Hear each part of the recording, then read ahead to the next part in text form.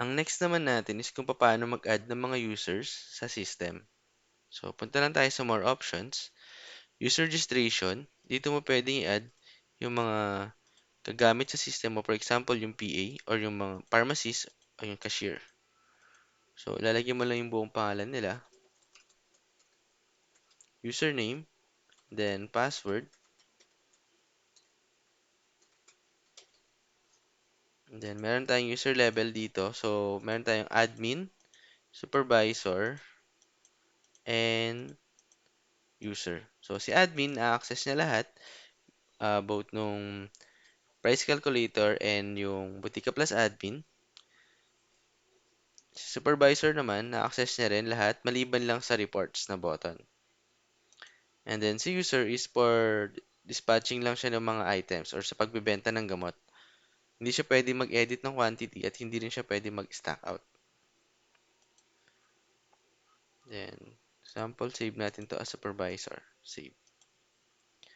So, eto, dahil naka-login siya as admin, kaya meron yung button ng reports. Pero once nag-log out siya and ginamit natin yung bagong gawang user, click login, and then lalabas pa rin yung notification. Click sa more options, mawawala na yung button ng reports.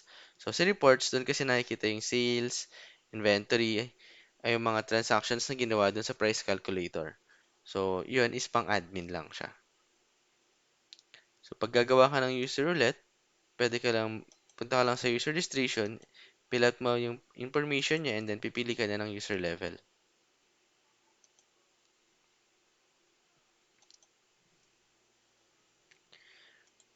Kung gusto mo na i-edit yung username is or yung password, hindi editable ang username pero pwede kang mag-change ng password dun sa may login. So, pag click mo ng X, meron ditong change password.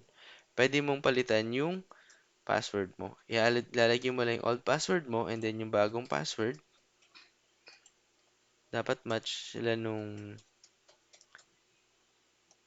confirm and then change. So, pag mag-login ako ulit, gagamitin ko yung lumang password, hindi na siya makakapag-login.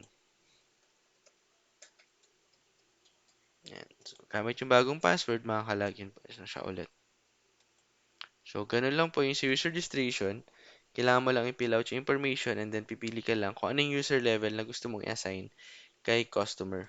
So, for example, yung store mo is wala ka naman talagang supervisor or ang lagi lang tao sa store mo is yung PA, pwede mo rin siyang gawing as supervisor kasi hindi pa rin naman niya makikita kung ano yung mga sales mo or kung ano yung mga profit mo dun sa store.